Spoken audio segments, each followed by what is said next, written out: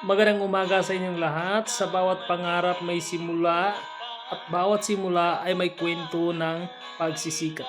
Nagsimula ang lahat sa isang simpleng idea, isang pangarap na magkaroon ng sariling bahay. Hindi ito naging madali. Maraming beses na nagtanong ako sa sarili, kaya ko ba to? Ngunit sa tulong ng determinasyon at suporta ng pamilya, unti-unti itong naging posible. Sa likod ng mga pader na itinatayo, naroon ang pawis at pagod ng aming pamilya. Kasama na ako doon. Araw-araw maaga kaming gumigising upang manigurong maayos at matibay ang bawat bahagi ng bahay. Hindi rin mawawala ang mga hamon ng panahon, kakulangan ng materialis at iba pang pagsubok, ngunit sa kabila nito, patuloy ang trabaho at pag-asa. Ang bahay na ito ay hindi lamang para sa akin. Ito ay magiging lugar ng oportunidad para sa aming pamilya.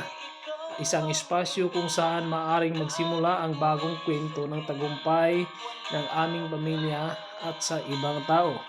Sa bawat haliging nakapayo, naroon ang pangarap hindi lamang sa isang tao kundi sa buong komunidad. Una, ang tagumpay ay hindi minamadali. Ito ay pinaghihirapan. Pangalawa, mahalaga ang tiyaga at pananalig sa sarili. At higit sa lahat, ang bawat pangarap ay kayang abutin basta't may sipag, disiplina at determinasyon. Ngayon, habang patuloy ang konstruksyon, patuloy rin ang paghubog ng aking pangarap. Hindi pa ito tapos, ngunit malayo na ang nararating. Sa bawat pagtingin ko sa gusaling ito, nakikita ko ang aking pinaghihirapan at mas maliwanag na bukas na naghihintay.